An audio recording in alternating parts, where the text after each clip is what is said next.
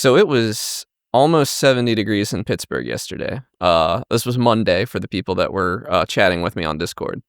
Yeah, that doesn't happen too often. It's getting warmer. Which yeah, is it's getting nice. warmer. So I was fiending to live the urban dream and walk out of my condo and walk over to a bakery or a coffee shop and buy a pastry. And so I did. I went out. It was beautiful out. I was loving life. I walked. There's a place about 15 minutes away that I walked up to. Mm-hmm. And I haven't been there in like 6 months because it's been cold. And I don't like to go and eat a pastry when it's cold. So I went up there. It was finally warm. And I go in. And I don't see any of the delicious pastries that I'm accustomed to. And I talk to the guy behind the counter. And he says, no, we no longer carry the pastries from the bakery, the gluten-free bakery anymore. And so there was there were no pastries to be had for me. And that wasn't a good feeling, guys. Also, celiac reveal? Yeah, celiac reveal. Yeah, I feel like no we gluten talked about here. this before.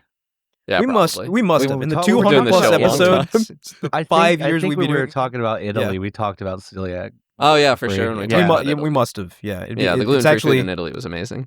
Be astonishing if that never came up.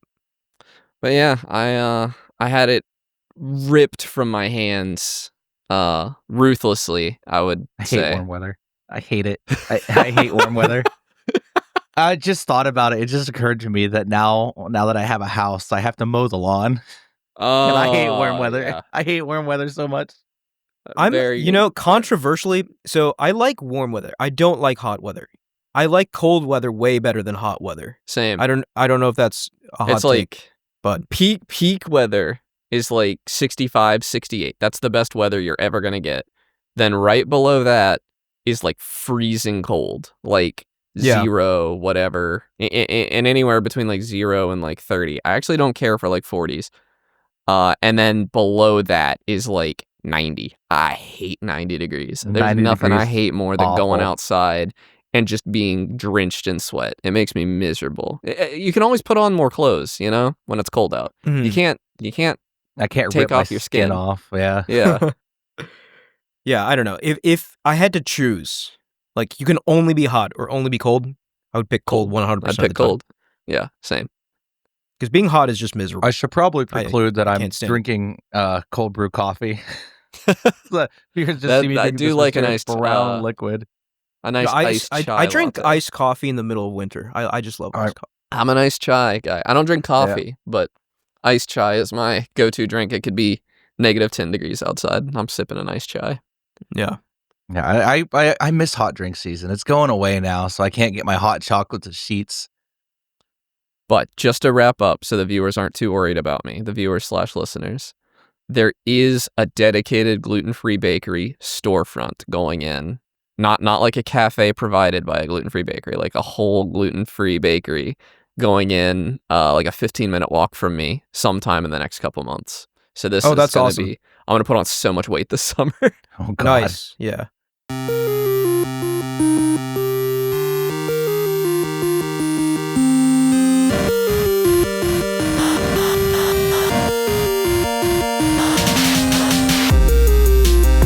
Hey, and welcome back to Game Talk. I'm your host, Sam, and beyond today I'm joined by Connor. Hey, guys. And Mike. Hello. And I think what we want to talk about today is AMD. We've done episodes on NVIDIA in the past, but I think, especially with RDNA 4, FSR 4, AMD has shown they are a force to be reckoned with, a contender, right alongside NVIDIA, which I don't think was obvious, at least to me before. Like, I know people like FSR 3. I was not the biggest fan of it, but FSR 4 is going toe-to-toe with DLSS, which is quite impressive to see. So yeah, I think we can just do a little AMD episode here, talk about FSR 4, talk about RDNA 4, and talk about the potential collaboration and integration with PlayStation. So where do you guys want to start? I want to start on the MSRP for the 9070 XT. Because I don't think we've talked about that yet. No, we haven't. That bad boy's $600, which is like, that's a brilliant price point, especially in light of NVIDIA just skyrocketing their own premium GPU prices.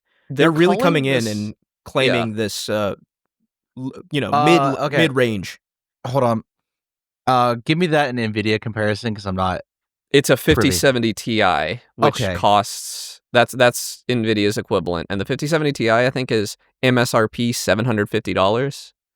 So this is $150 cheaper, and it's outperforming it in benchmarks, and it has FSR 4, which FSR 4 is only on the 9070 and the 9070 XT, the new AMD cards. It is currently not available on any of the older AMD cards, which pains me.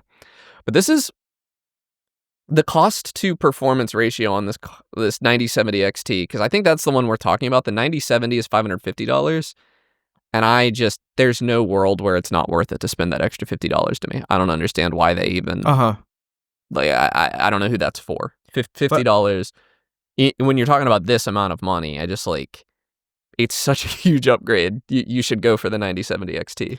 But I just think it's just a smart business decision by AMD because they know they're not going to be competing at the bleeding edge anymore. And NVIDIA really seems to be kind of forgetting about everything but the bleeding edge. They're really trying to just push their GPUs in that direction.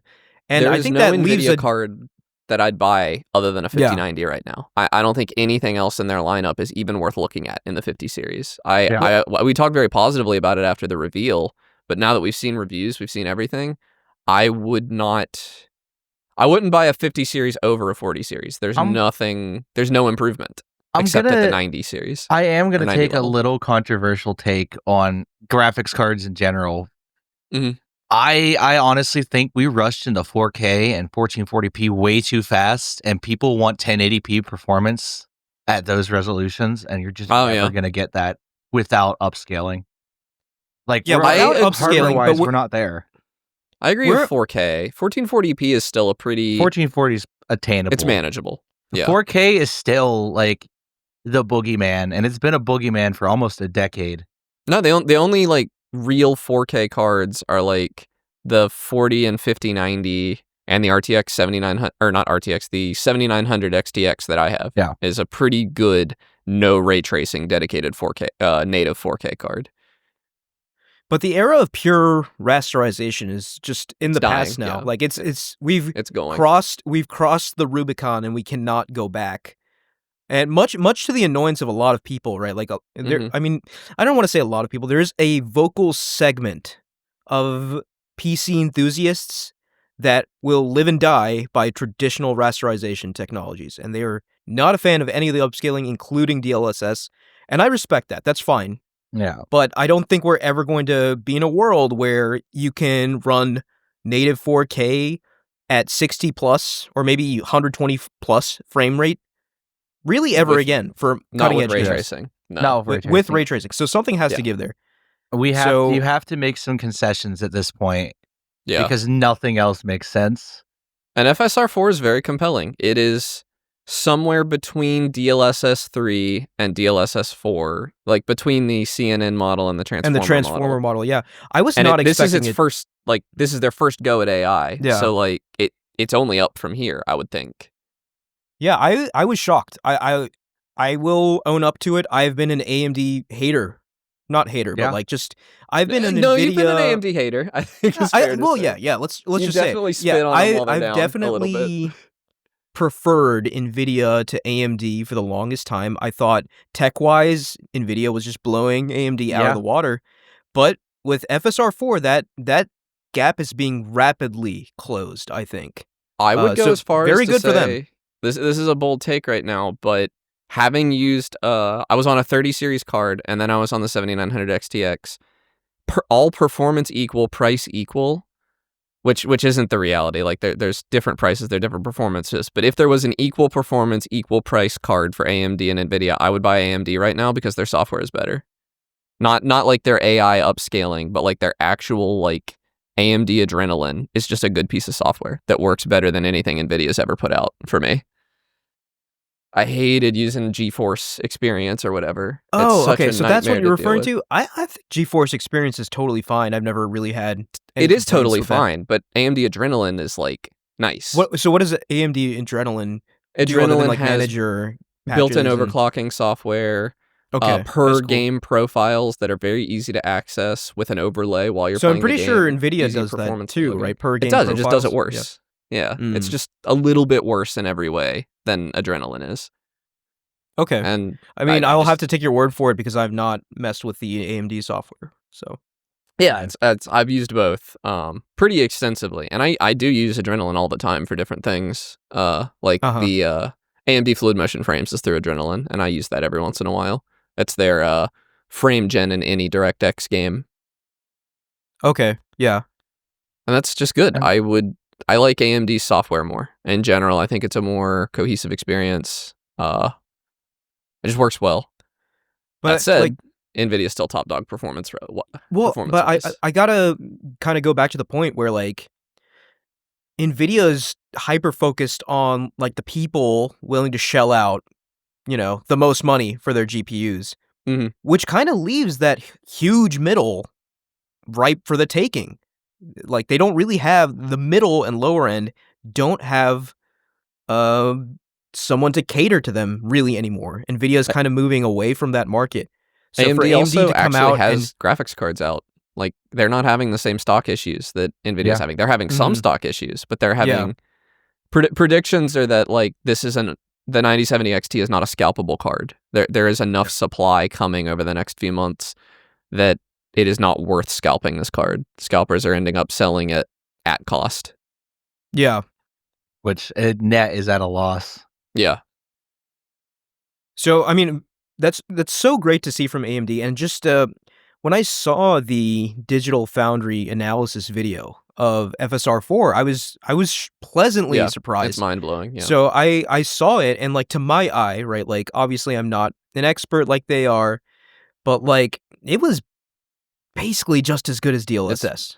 Yeah, so. I could see the difference between it. This is the first time I'd looked this closely at DLSS 4, and that actually blew my mind. The transformer model is like remarkable. It's very good, yeah. But this was at 1440p. I think if you were playing at 4K quality or even 4K balanced, I don't think any of the three of us, like in a blind test, could tell which one. Yeah, whether it was again, FSR 4 or DLSS 4. I mean, definitely not. Like the only way Digital Foundry can make this digestible to lay people like us is to like zoom in like 10 times and show ridges, and like obviously you're not going to be doing that when you play games, right? So if you just have a game in front of you, I will say though, like FSR 3 and the lower versions, I think it's very easy to spot a game that's using like FSR 3 versus DLSS. But FSR 3, anything less than quality 4K, I think is extremely noticeable. Yeah. But now this is not the case with FSR 4. Like if I saw these two games running on two machines, probably wouldn't be able to tell unless I like whipped out a magnifying glass and like who does that when they're actually playing games. So yeah, that's fantastic. You're still going to be a little behind on ray tracing behind NVIDIA, but not like it's probably 40 series level ray tracing because the last set of AMD cards was like 30 series level ray tracing. They're always like one generation behind, but I'm not that impressed with the ray tracing leap between the 40 series and the 50 series. It's not monumental anymore. Yeah. So this is the card to buy, in my opinion. If I was going to go build a PC right now, the 9070 XT is almost certainly what I'd put in it if I could find one at MSRP, which can't find anything at MSRP these days. But just to say, like when I got into PC gaming, my first GPU was a 3070 Ti. So I got like one of the better GPUs at the time, right? This is before the 40 series was out. But when the 40 series came out, I did upgrade to the 4080. You jumped on the 4080. Are you on a Super or a 4080? Just a 4080, yeah. Okay. Like Founders Edition. Yeah. But same, like when they first announced the 50 series, right? Before anyone had any impressions, I was just like, maybe this is a similar comparable jump. And that could get me, that could potentially talk me into upgrading. But after the impressions came out, I was just like, nope, totally worth skipping the 50 series. So no, I gotta wait until, I don't know, because I always thought my next card would probably be NVIDIA until this happened. And now it's like, we'll get into in a little bit, but I'm still not totally convinced some version of FSR 4 isn't going to come to my card because, let's talk about that a little bit. The reason FSR 4 only works on the 9070 and the 9070 XT is because it's so confusing that they adopted NVIDIA's name. I know why they did it, but I'm saying it and I'm getting confused. But AMD's naming conventions have always confused me. But I also just don't follow that market as closely. So those different GPU families. Yeah. But they use different AI cores. I think it's FP8, whereas my card uses FP16. Okay. It might be FPA8. I forget. Anyway, FP16 that my card has, the 7900 XTX, are more accurate but less efficient. And the FP8 is more efficient and less accurate, is my understanding. And what does that mean in dude, I don't know. It's AI. Speak, It doesn't mean anything. But end of the day, FSR 4 would be probably more accurate, but far, far, far less performant if they had written it with FP16 to run on my 7900 XTX. And it is already less performant than FSR 3 is. So being less performant. But the problem is you can notch it down. You can run balanced instead of quality and still have a better image quality. So I don't know. I'm still holding out hope that we will get FSR 4 on my card, especially because Mark Cerny has said that they are going to port FSR 4 over to the PlayStation 5 Pro, and that's huge. That's a huge upgrade for you guys. It was revealed that FSR 4 was developed in collaboration with Sony and AMD, and that's fantastic to see. Like, these two companies, and obviously PSSR is some enhanced version of FSR 3. But now I don't know that it is. I don't know if I would say that because PSSR is AI based, isn't it? PSSR, I would have to double check. I'm 99%. I think it is. Sure it is. It's not. So it's not just software based. I kind of doubt there's any FSR 3 in PSSR. Okay. I think it's probably just an early FSR 4. Yeah, that's likely more accurate. An early FSR 4. But now he's saying that, like, because before Mark Cerny said this, the expectation was, okay, PlayStation 6 is going to use FSR 4 PSSR, right? Like, whatever, like, the fusion of that is. But he comes out and says that next year, PS5 is going to get an enhanced version of PSSR based off of FSR 4. Yeah, and because that's really exciting for that's extremely exciting because that's going to be owners. I mean, that's going to make Monster Hunter look better. Yeah. That's going to make Monster Hunter look a lot better on your PlayStation. Yeah, that's the first thing that came to my mind. It's like putting on glasses. Yeah. But that's going to be huge for all kinds of games for the PlayStation because PSSR is neat, but I don't think it made the impact a lot of people really wanted it to. PSSR, when it works beautifully, right? Like, but what we've found in the recent months is that a lot of games just have a poor implementation of it. A lot of games use an older version of it that that isn't as pleasing to the eye. So certain games like Final Fantasy VII Rebirth, Stellar Blade, these games, there's a few others, but those are the ones that came to mind, look phenomenal with PSSR. But other games look really bad with PSSR. Or games like Monster Hunter don't even use it for some reason. Yeah, Monster Hunter is just using it for anti-aliasing for some reason. Yeah. So but I think a lot of that will go away if we get a PSSR based off of FSR. It depends on the performance side too, because I don't think we know a ton about the AI cores in the PlayStation, what they're rocking. But my thinking is if they can get it to run on a PS5 Pro, it's then they could get it to run on other things. Yeah. That's my hope.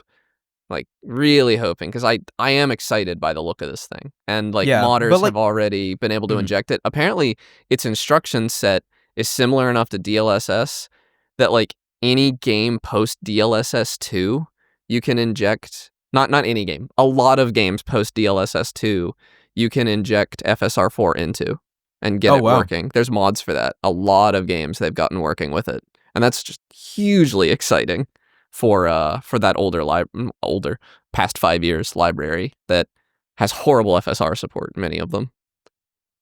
So I just want to read Cerny's quote to make it clear, right? So we're not kind of talking in vague terms. Our target is to have something very similar to FSR 4's upscaler available on PS5 Pro for 2026 titles as the next evolution of PSSR. It should take the same inputs and produce essentially the same outputs.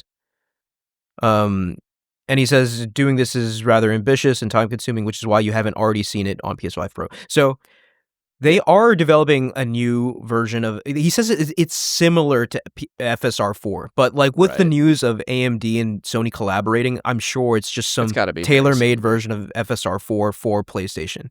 Yeah, it's probably a hardware issue. Yeah. Yeah, because obviously the hardware in the PS5 Pro is not as good as the latest AMD GPUs. Right. I mean, that GPU alone costs more than no, it doesn't. It costs almost as much as a PS5 Pro. It's $600. Right. So, yeah, PS5 Pro is so expensive.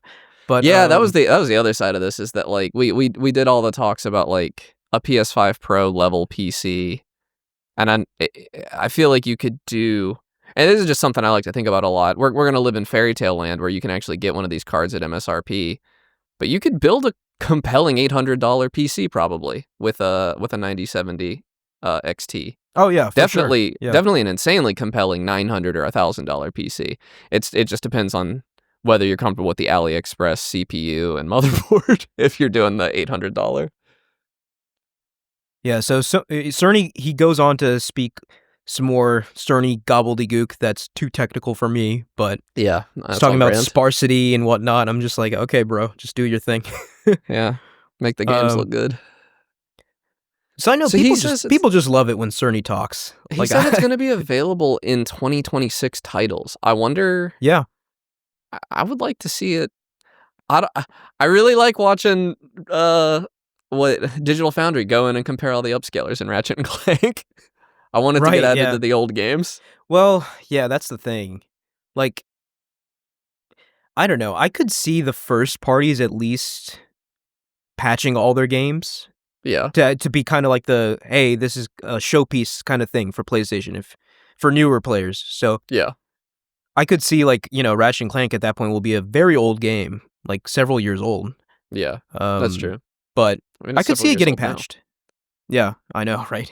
I think it'll get added to Monster Hunter, which I mentioned, because Monster Hunter still has, especially because they're getting their title. It's getting its title updates. It's getting its title updates, and there'll be it'll probably be in time for the big DLC expansion, the Master Rank expansion. So I think that's a really safe bet, especially because PlayStation and Monster Hunter have also always gotten along They've always very had well. A good relationship. Yeah. But yeah, when they didn't in the 3DS era, they had a rough patch. But what I'm particularly excited for are new first-party games. Like, I assume Intergalactic is a 2026 game. It might be beyond that, but hard to say. Yeah. Naughty Dog's new game with an FSR 4-like upscaler at a super high frame rate, that's just so tasty. Because like when Naughty Dog games come out, they've always traditionally been like a 30 FPS at launch. All right, so Last of Us 2 launched on PS4 at 30 FPS, or on PS4 at 30 FPS. When they came to PS5, we bumped it up to 60. But for a Naughty Dog game to launch at 60 would be fantastic. Have there been any PS5 Pro games with frame gen yet? No, I don't think so. So I don't really know what the state of frame gen is on console, because beyond like Immortals of Avium, they made like a big show of like, okay, frame gen comes to console. The first game to do it is Immortals of Avium. I've heard nothing. And I think I would notice it, right? Like, I'm pretty sensitive to frame gen, and I have not. Unless a game was running at 120, you can almost guarantee it's not. Yeah, exactly, right. And most games aren't. So, yeah, that's kind of that's kind of puzzling. I don't know if there's some kind of restriction there where frame gen is harder to achieve on console. Because in my opinion, I'm strongly of the opinion that if you can get a game to run at a locked 60 frames per second, you should at least have the option to turn on frame gen and have 120. Because I especially with a wireless controller, the added latency is so negligible. I think you should always do it, or at least I think you should always. I would always do it. There's no instance when I'm playing a game with a controller that I'm gonna turn, that I'm gonna play 60 instead of 120 with frame gen. I really like it. I think it's a decent technology for that use case. The whole 30 to 60, no, you should never do that. But yeah. But yeah, this news excited me a lot. Like, for multiple reasons. One, I think it's really good to give NVIDIA a reality check because they've kind of gone off the deep end with their expectations, what the products they're putting out, and the price they're pricing those products out. And I think AMD, who a lot of people honestly like have kind of counted out up until I agree. this And kind of unfairly, I would argue, but but certainly like, unfairly now. It is similar to like how everyone in the US just has an iPhone when there are more, in my opinion, more compelling Android phones out there. But that's only just an aside. I had this argument with somebody the other day. It's only like 60% iPhone in the US. Maybe they're just really obnoxious. They're just really no. I'm not gonna go that far, but a little bit. They're just really obnoxious about it.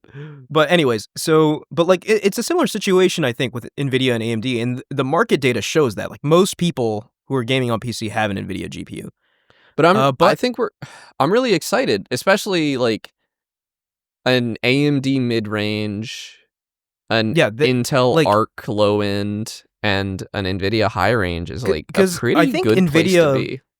Again, like with the 50 series release, I think they're not saying it, but they're saying it through their actions that they're kind of turning their back on the low mid range. Yeah, I agree. Market. There is going to be a 90-60. I think there've been leaks. But what's crazy is that is the biggest PC market, which is kind of wild to say that, like, like we're going to put out subpar products for this market, because like like a 5060 might come out, but it's not going to come anywhere near to AMD's offerings, and 5070 even like it's not even comparable. So what I find insulting in retrospect is that, and I am mortified that I defended this even a little bit, but the 5070 with 4090 performance, shut up. No, it doesn't. That was a not even close. lie. Yeah, not even really with multi-frame gen. Is that true? Like, it's a horrible, abominable lie. As someone who, I don't know, someone who's been into NVIDIA as long as he's been into PC gaming, it is surprising to see this 50 series launch, because to me it's the first time NVIDIA has really kind of bled, you weren't there for the 20 series. No, I wasn't. Yeah. Right. No, granted, the 20 series, nobody was jumping over to AMD for the 20 series. It's just nobody bought it. They were just everybody just said the 10, and granted this is a little bit of history here, but the 10 series cards were legendary. I rode that 1070 forever. Workhorse, the 1080. Yeah. Oh, the 1080 Ti is still legendary. Yeah. There's a lot of those still kicking. People love their 10 series. It's probably is still one of the better 1080p cards that you can get. If you want to rely purely on rasterization and no ray tracing. And it's no ray tracing. There was no ray tracing hardware at all. They're pretty cheap now, I do believe. I still have my 1070. I haven't sold it yet because it's so cheap. Really worth it. They retain value kind of poorly, but it's video cards. Nothing retains value in video cards. I got it in 2017, I think. Like it's been an eternity. It's a real shame though that we've lost the market of like the 1650s. Yeah. Like a cheap $200 graphics card. Well, that's Intel Arc now. Yeah. And those are getting better. I wish I knew somebody that was running Intel Arc so I had more anecdotal evidence. But everything I see about them, as long as you're playing new games, their support of older games is pretty sloppy. But as long as you're playing like a DirectX 12 game, you're getting that low end $200 experience pretty good on like the Battle Mage and stuff. Yeah. But NVIDIA's even left the gaming market. It's so sad to see them go all in on AI. Yeah. Well, I don't know if that's fair. They haven't left the gaming market. They're uninterested in the gaming market. They're still putting out a product, but they're not. The reason NVIDIA is like one of the most valuable companies in the world is AI. AI is making them multiple billions. Trillions. Their gaming is like a side gig for them, which it is for AMD as well. AMD's going more gamer first on their video card lines, though, which is nice. It's nice to support this hobby with gamer first policies, because the AI boom is gonna dry up eventually. You're just gonna run out of. I don't know if the AI boom is gonna. I mean, it's gonna change. It's not gonna look like it does today, but I don't know that AI is going anywhere. With China doing their new AI model, and using like half the cards that our AI uses. Yeah, but that just means they're going to do twice as much AI, man. It's nasty out there. There's not enough cards to meet demand right now. It is super spooky when someone is doing it with discount NVIDIA cards, and NVIDIA stock took like a 20% hit because of it. Didn't take a 20% hit. I think it took a pretty serious hit. It took a pretty serious hit. I don't remember the exact percentage. I might be confusing that with Tesla stock, but Yeah. I mean, it's kind of hard to tell now reasons. with the current state of the trade war we find ourselves in. What's actually influencing the market? But yeah, it's rough for gaming. This is gonna affect gaming if we decide to stupidly tariff TSMC in Taiwan for semiconductor chips. There's no ifs. It's gonna happen. It is gonna happen. When it happens. Yeah. And actually, I mean, that might be a whole podcast episode, right? Like, what would that do to next-gen console pricing? Like I could go on. There's no that'll market be a mess. here. There's no domestic production of those chipsets. We don't have that capability. We don't have that technology. We're years and years and years and years away from even coming close. So much money to invest in those fabs that it's gonna cause everything to go up in price. I feel underqualified to talk about. Yeah, that's an episode's worth discussion. That's a later Michael episode. But yeah, I guess to put some concluding thoughts on it, like as an AMD hater, I've been impressed by AMD, and I will certainly be paying a lot more attention to them going forward, and I will certainly be eating up that FSR 4 PSSR when it comes to my PlayStation 5 Pro. If I get that FSR 4, everybody that ever thought it was an iffy decision for me to go 7900 XTX over 4080 can eat me. Absolutely eat me. if it comes to your card. Yeah, if it comes. If it doesn't, being vindicated. They can maybe laugh a little. Just a tiny bit. I guess final thought I have is that it just makes me really excited for PlayStation 6 because I think PS5 has kind of turned into this testing ground for these upscaling technologies on console, and I think by the time PlayStation 6 rolls around, we're going to have some very compelling upscaling technology on console. AMD's eating too. I forgot that Intel's also equally going down the drain. I will say I am down 40% on my AMD stock, though. Everyone's down 40% on every stock right now. I was down 40% on my AMD stock 3 weeks ago, though. It's not been good. It's been a bad place to be. Actually, that's kind of strange. Processors are doing great too. Yeah, AMD's market did not react well to the new GPUs. No, it did not. Nah, it turns out gaming doesn't matter. It really doesn't, right? Like we put a lot of importance on this because like it's one of our primary hobbies, but AMD, financially we're what we like to call as enthusiasts, and every time always reminded that we are just a vocal minority. We're in a bubble. There's so many smaller enthusiast minorities in this minority that it's kind of ridiculous. Something we haven't even mentioned yet, though, is the impact FSR 4 is going to have on gaming handhelds in the future. Oh, man, yeah. That's We've talked about exciting. DLSS on this Switch 2 is going to be huge. But having FSR 4, I think the first we ever even heard of FSR 4 was someone at AMD talking about these mobile chips, these APUs. Mm-hmm. And I think the Steam Deck 2 is going to be cooking. Maybe even the Deckard, when it comes out later this year, is probably going to be AMD based. It might have FSR 4. Is it coming out later this year? Probably. That's the current leaks, is that Valve has something huge coming 2025. Maybe it's Half-Life 3. It is likely Half-Life 3, and it's going to be a Deckard game. That's the going rumor. Okay. I'll believe it when I see it. I'll believe it when they produce that trailer at like the International or something. But the hardware is probably real. And FSR 4 is going to be kind of crazy. I don't know the use case of going sub 1080p and upscaling to 1080p or sub 720p and upscaling to 720p. I don't know how well. I don't think we have any testing on how well FSR 4 handles that. But that has to be good on VR. Like that's going to revolutionize VR in a way. Yeah. Yeah, I don't know that upscaling's really done much in VR. I don't know. I really haven't heard anything from the VR space. That's because there's nobody in it. There is no VR space. Yeah. Unfortunate. I think there are some VR games that support DLSS, but that's... I don't know anything about performance. I don't know anything about image quality. It's a trickier ball game.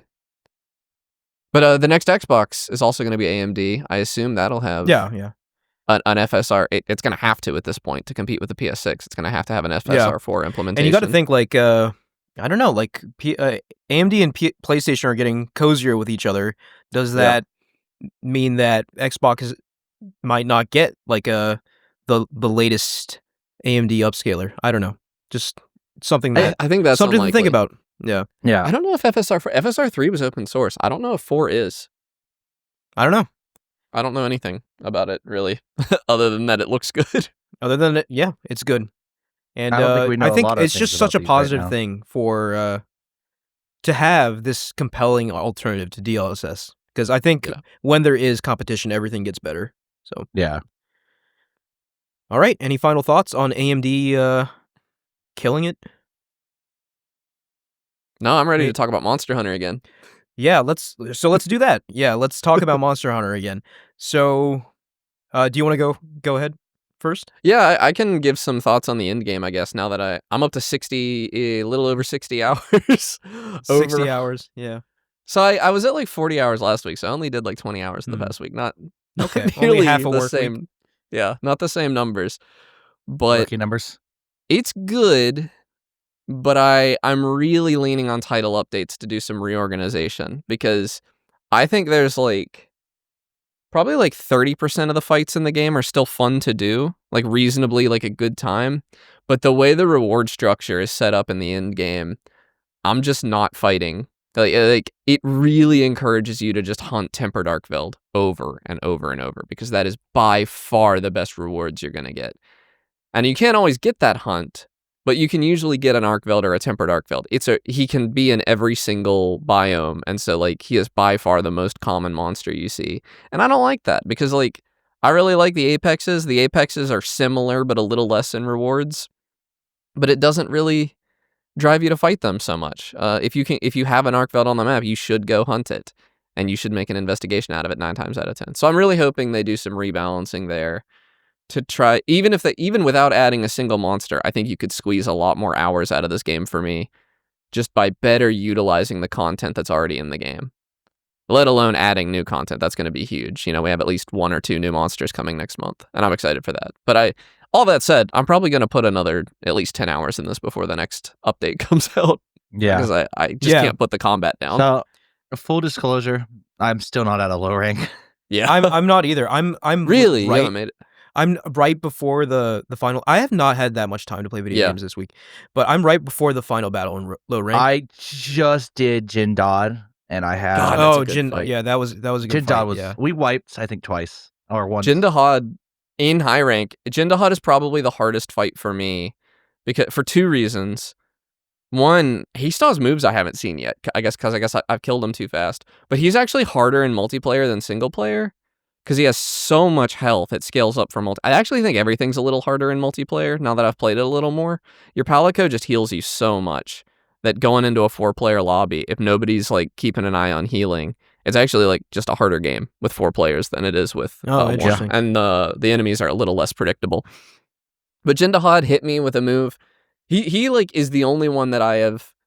It's like 50-50 whether or not we're going to actually beat him when I'm playing with 4 people, because he has one move that's like a super like nuke attack, and you have to knock something off the ceiling, and sometimes the idiots online have already like destroyed all those or something, and there aren't any, and you just, if you don't know to like fast travel away or something, that's a guaranteed 4 carts right there if people don't know how to play. That move really got me the first time. I was just like, how on earth are you supposed to counter this? So we both, me and my girlfriend both carded the first time. Then we carded again the second time. Not my fault. I got stuck on the other side of the monster, away from the rock walls. There was no hope for me. I was dead. Yeah, you can fast travel. Happened to me once. Yeah, that's the trick. You can fast travel away. That's crazy. I don't think in that fast fight. Traveling away. Not in the high rank fight. Yeah, in the high rank fight. Or not in the low rank fight. I don't think you can leave in the low rank fight. You should be able to, because it always takes place in a separate map from the rest of the game, and there's one tent you can fast travel to like restock supplies. Okay. Because you can always run away in Monster Hunter, because there's an item called a Farcaster you can use to run away if you like, but there's no use for it in Wilds because you can fast travel during combat, which is a little dumb. But But I don't do that though, because that feels scummy and cheating. If I can do the knock the walls down, that's what I always go for. And there's like a couple other tricks. I saw somebody online. I think you can. This is probably a bug, but they put a barrel bomb down and hid behind it, and that protected them. Oh, nice. Yeah. So there's some neat stuff you can do. Jindahad's probably like my third favorite fight in the game right now. It's there's just so many good ones. I love Gore Magala. I like Arkveld. I'm tired of him because I've just fought him so much in the end game. That's what everybody wants to do. So I'm just getting tired of it. But Arkveld is an insanely good fight.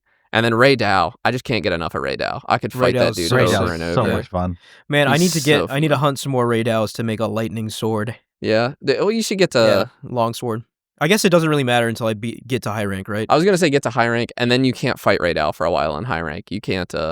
Really? Okay. Yeah, high rank kind of starts you over with the baby monsters again, but way harder versions of them. But I am excited to get to high rank. I'm like, I am too, because we can play more together. and more. I hear the discourse that's really where the game starts, and I'm just like the more I play this game, the more I love it. Like I feel like I'm finally understanding Monster Hunter for the first time because I briefly played the world beta, and I was just like, okay, this is kind of weird. The beta's never really worked. Even the Wilds beta, I was just like, okay, you don't get this. I'm starting to see it, but like the combat's clunky and frustrating.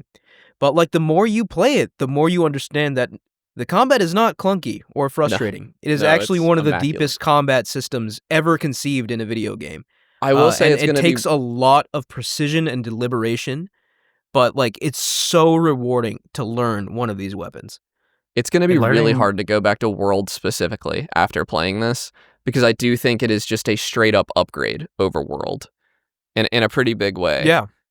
But it's learning the roster in World is still way better. Super rewarding. Yeah. Yeah, I bet. I'd say it's a weapon that has just continuously delivered me more and more like cool moments, I guess. Yeah. It's what I've done. Same with the longsword. I just wanted to say, like, yeah, I'm still not very good at it, but like when I pull off the counters, I feel like a god. It's crazy. I'm getting pretty good at getting the counters and the perfect guards with the charge blade. That's what I've been doing my end game content with, and you just feel like a god. It's so cool. Yeah, and I gotta work on my perfect guards, but I have the bread and butter of the charge blade down. Yeah, I was watching you stream the other day. You had a pretty good form. Like it's a weapon that you just kind of build charge and then pop charge off. But in simple terms, I can't wait for the master rank expansion for this because there's just not enough monsters right now in the end game. I'm sure we have a lot more coming and a redistribution of content, but I'm kind of tired of Arkveld over and over. But I will say, I think if I was gonna play a Monster Hunter high rank, I think Monster Hunter Wilds is by a good bit the best one. I don't think there's a better high rank. There's some out fun there. monsters. I will say low rank, now that I've had time to digest it, I still think I like Monster Hunter 4U low rank better. But for high rank so far, Wilds is just immaculate. I mean, I peak Monster Hunter. I just enjoy the fights so much. The story, I'm still just like, I just can't really deal with it. But I'm not skipping cutscenes, but I'm definitely like checking my phone when they play. Yeah, I was too. The thing about the story isn't even that I don't like the story. It's that I feel like I got deprived of a proper low rank, because playing Monster Hunter 4U low rank, there were side quests to do. Like, in Monster Hunter historically, there are like egg gathering quests that people kind of hate, but I like them. They're really hard because you can't do anything when you're carrying an egg. They're like these huge eggs, and you can run, but you can't dodge roll. You can't jump off of anything, or you will drop them. And usually you would have to go grab an egg, and a Rathalos is chasing you to try to get its egg back. Yeah, that's like what the egg quests would be. And like they were non-mandatory, but there would be a lot of like side stuff like that, or like just a little tiny story like, oh, we need this resource, so go kill this monster. And it would be a fight you'd already done. It'd be a monster you'd already hunted, but it would just be an excuse to go hunt it again in low rank.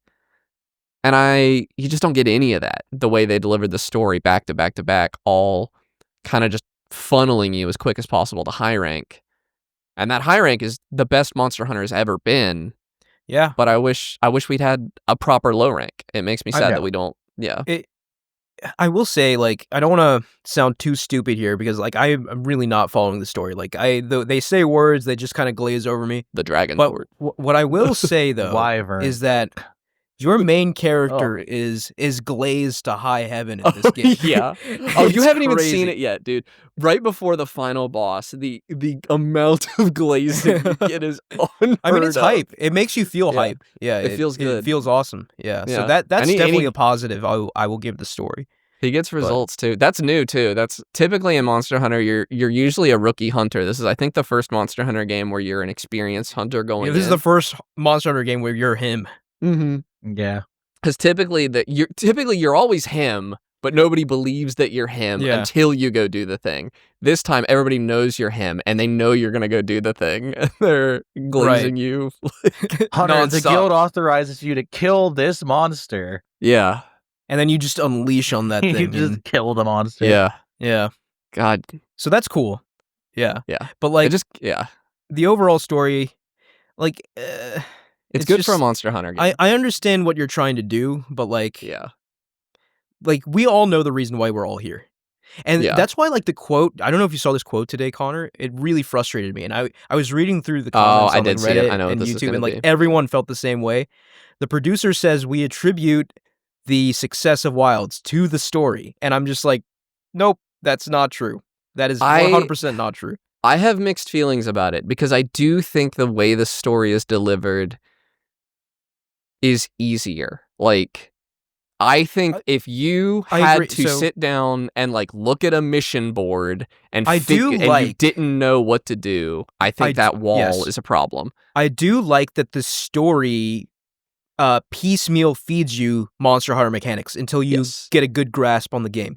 With a game as complex as that, that's almost a necessity. But I just want them to understand that that's why the story worked, and not that the fact that there was a story. For the next Monster Hunter game, I don't want there to be like a 30-hour story. You know, like I agree. I think this is like a step towards greatness, but Master Rank better look a lot more like high rank than low rank. If Master Rank comes at me with more of that walk and talk stuff, I'm gonna be upset. I don't think they would do that, right? I don't either.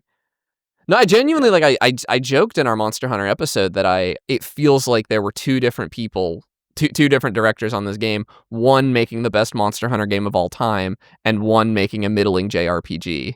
And like that's how low rank feels to me. It's not even that the story's bad. I think the story's probably like a 6 or 7 out of 10. It's fine. It's the best Monster Hunter story has ever been. That's not why we're here, though.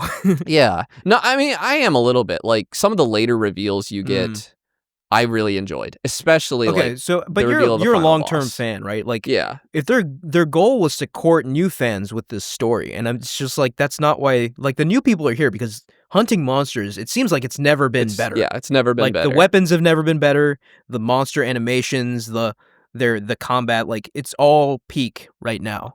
It also could have been revealed to me as text. Like, it could have been mission text and not have read it because I'm a super fan. So I don't know. I think that's a little misguided from the creators there. I hope they don't take the wrong message for future updates and games. From, though. But I could see people like seeing the epic like story trailer stuff and that leading them to buy the game. So I have mixed feelings. I think they could do what they did here better. And that would be good. Not necessarily abandon this format entirely. Or maybe do it better and do it less. Like maybe it's only like the very beginning of the game has the story set pieces and then the very end, but then there's of low rank. And then there's a nice middle where you're doing the classic Monster Hunter hunting. Because that's another thing I think would have done a lot for low rank was to just take a breather in each of the individual areas and just have to do some hunts. Because right now, every single hunt is a big story beat. There are no, we need this resource, go kill this monster hunts. And that's like the bread and butter of Monster Hunter to me. Yeah, it's basically just a series of boss fights, if we want to put it that way. Which, again, that's my favorite part. The hunting the monsters. And like I think I will be a little sad once I've seen every monster in the game. Because the thrill of fighting a new monster, especially as like a new fan, I mean, like, that's just amazing. Well, there will be, lucky you, high rank still has quite a few new monsters for you. That's great. Going into it. I think up through like high rank, hunter rank 30 maybe? I forget. I forget where the last new monster is. But also, like, fighting the same monster and, like, learning their patterns. That's insanely rewarding in this game, they have too, new moves in high rank, I believe. Oh, wow, okay. It's hard to say because the low rank fights were over so quickly for me, but I'm pretty sure they have new movesets in high rank. And then the tempered monsters will be all new to you. That's like a whole system for you to engage with. So there's a lot left for you to enjoy. Yeah, I just want to play Plus it. the title updates. I've not gotten to play it as much as I wanted to this week. I definitely wanted to finish low rank before recording this episode, but that didn't happen, unfortunately. Hopefully we'll have more time for next week. But I'm really, really liking this game. And I haven't even gotten to the quote unquote good part yet. The good part, so, the good part of the game. Yeah. Because that is the other thing is like most of my time has been high rank now. Like I'm 60 hours in and I beat the story in like 12, I think. So and I don't know. I see myself playing a lot more of it. I think it's going to be for a long time I turn my brain off and play a couple hunts of Monster Hunter. Dude, that's crazy. Like, I understand that you have hundreds of hours of experience, but in no universe could I imagine turning my brain off playing it's muscle memory to me. Like, I have my build done, more or less. I mean, not done. Like, there's still... I could get better decorations in the RNG, and I want to put together new builds, but I could also not do that right now. I could just log in, see what hunts are available to me right now, grab one that seems tasty, and like just let the muscle memory take me for a ride and just experience dopamine for a while. Yeah, I would love to get to that point because like but I enjoy it, right? Like I'm very challenged by this combat and I like that. So I look forward to hopping in multiplayer. Still learning a lot. The second you get into high rank, I think the difficulty will be high enough too that we could play together some. Okay, yeah. Once, because I can get a slightly less good weapon than my like super end game one, and then vibe, have a good time. Yeah, so this is a game I foresee playing for a very long time. So definitely not the last time you'll hear about it on this show. Now it's not just Connor talking about. I was gonna say definitely not the last time you're gonna hear about it on this show. But that's the thing. Like it's always been you, and now it's everyone. It's gonna be both. Yeah. And every time a title update comes out, like I actually saw some.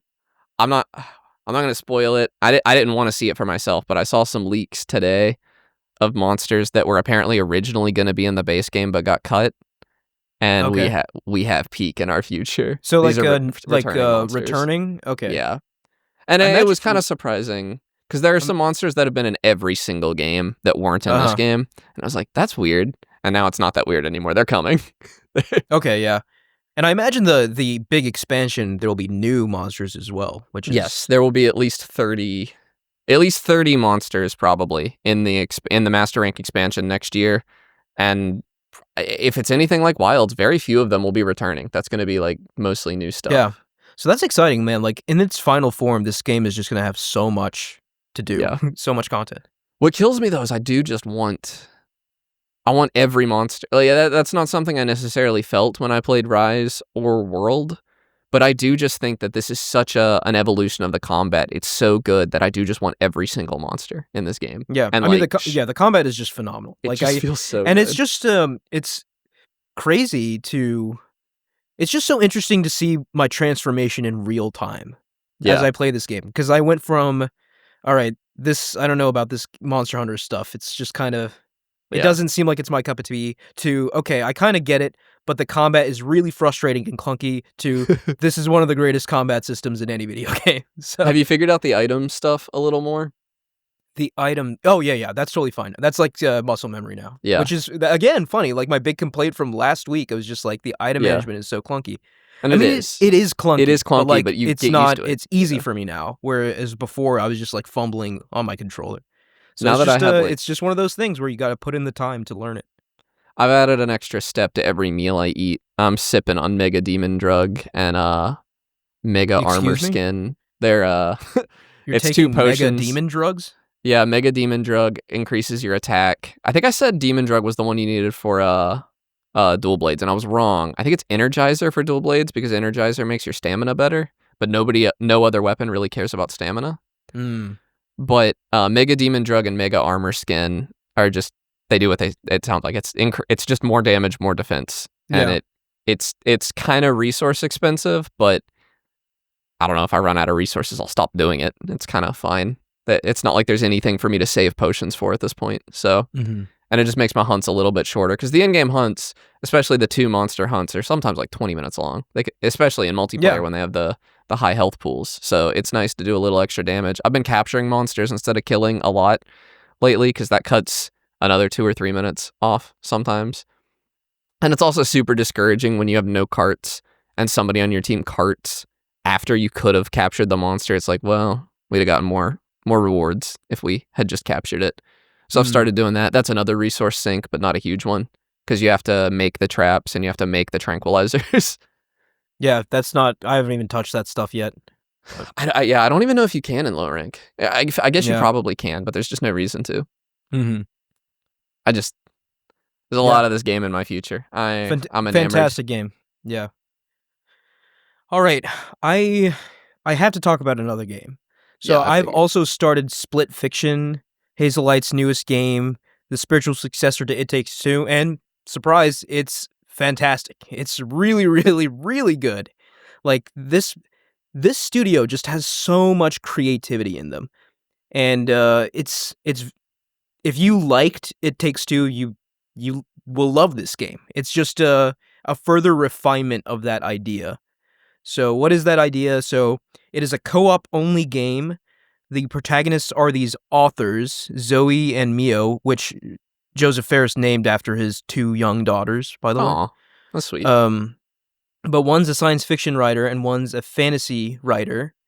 And the game actually takes place kind of in the future, right? So the game takes place in the future where they go to this company who has built this technology to allow authors to go inside their stories. So the 2 women go there.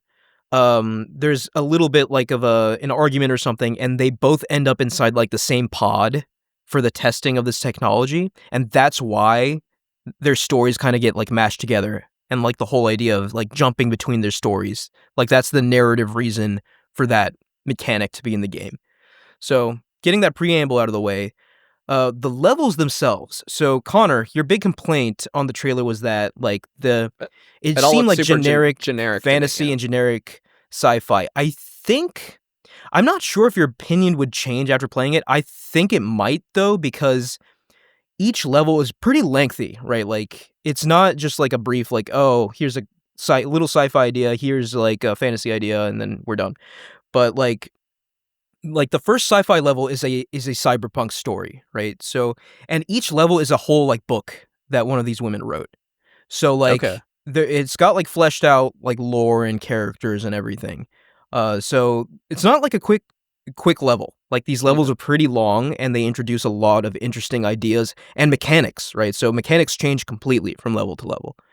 And the cyberpunk story was really cool. Like that cyberpunk city, like what you do in that city, the abilities, like Mio has like this gravity sword where you can strike it in different places and then like that becomes your ground. So they do a lot of interesting like puzzles and level design things with perspective where like Zoe's on like the ceiling, but that's her floor, and Mio's on the ground, which is the actual ground, and you have to like solve puzzles that way. Cool things like that, perspective kind of shifting things like that. And It Takes Two also had stuff like that, but I think this is just those ideas, but more like dialed up to the next level. So the cyberpunk level was really cool. It's got like this really sick like cyberbike chase kind of sequence, and it's so much fun because like in this game, right, like one character will be driving and the other one will be the gunner, right? And like you might think that like, oh, that's so cool, like the driving through this like cyberpunk city is so sick, I wish I was driving. And it's almost like the developers can read your mind because 10 minutes later you're both on a cyberpunk style motorcycle, and it's just such a blast. It just moves through ideas and levels, or not levels, but like level design ideas so quickly. You're never bored. You're always being given like the next cool mechanic, which is just so cool, right? Like they have so many ideas. This game is just overflowing with ideas, and they're just like casually tossing them out, and just It works so well. So the first, sci-fi level was a cyberpunk level.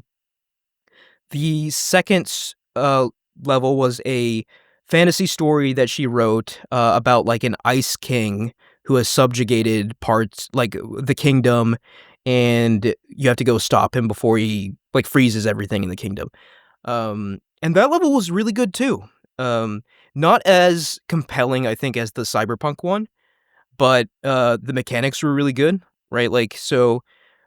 In this one, you were both shifters, right? So Mio could turn into like a gorilla, and, like have like a lot of brute strength, or a like a fish-looking thing and swim through like underwater sections. And Zoe could either turn into a little fairy that has like hovering capabilities, can really like fly far, or a like a Groot-style tree to interface with like the more nature aspects for puzzle solving.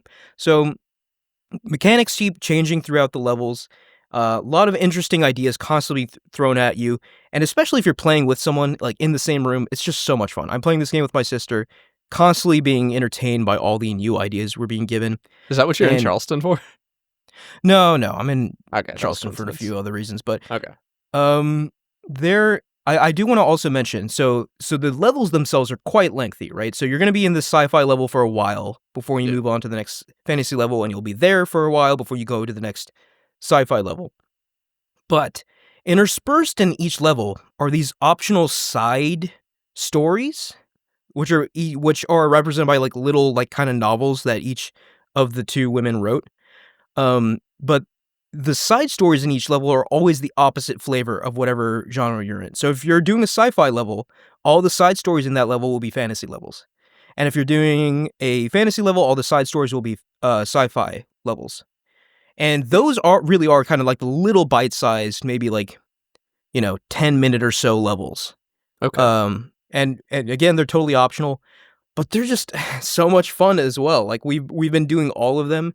When we miss one, we actively go back to the level and try and find it, just because it's just so much fun to play this game. You just never know what idea they're going to throw at you. There was this one sci-fi level side story where it involved a dying star with a Dyson sphere around it.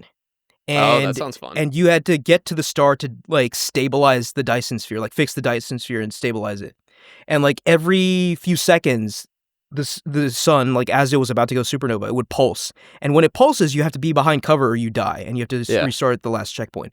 So like that level was just going through platforming, hiding behind a platform to dodge the sun, and it was just rad. That's just a cool idea. Yeah.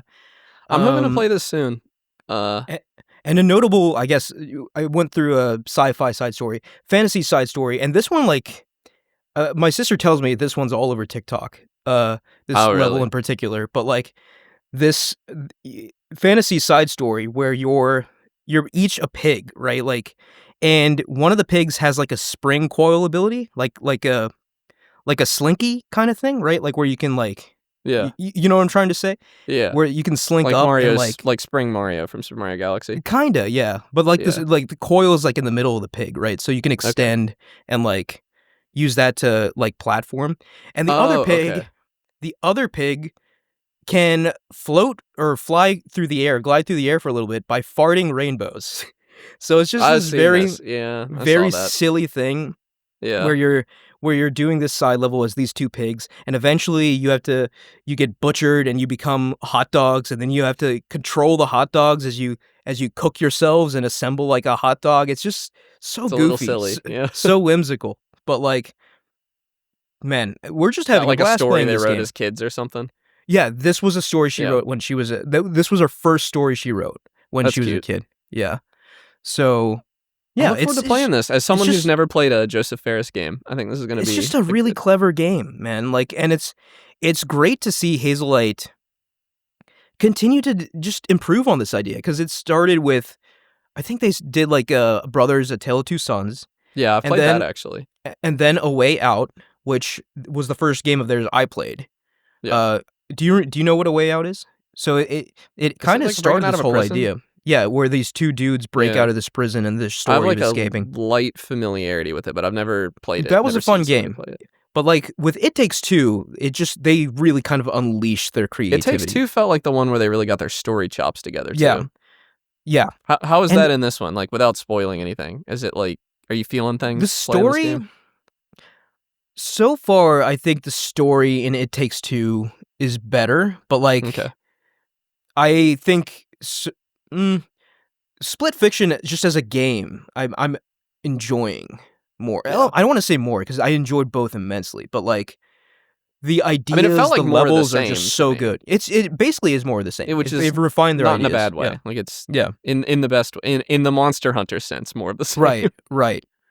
But yeah, so then It Takes Two and now Split Fiction, but like this man has just proven that like he has the skills, the right? chops, like yeah. like this is another 90 plus Metacritic game. 2 of those in a week too. Yeah, like both this and Monster Hunter are absolutely Game of the Year caliber games. Mm-hmm. And by the way, It Takes Two sold over 20 million copies. Can you believe that? I didn't know that. That's crazy. And that's you only have to buy one to play with your friend. Yeah, it's crazy. These games are way bigger than anyone really knows. I didn't know that.